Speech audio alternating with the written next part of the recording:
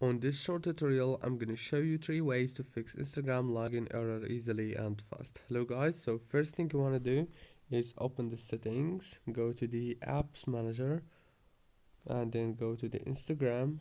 Click on this force stop option to stop running the app in the background of your phone. And then click on the storage, click on clear data, clear cache. And then click on the power usage details and make sure that the power consumption alert is enabled.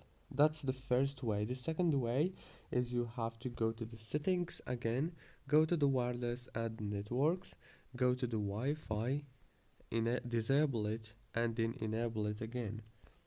And if it's not working yet, this means that you have a problem in the network that you are connected to. So you have to change the network.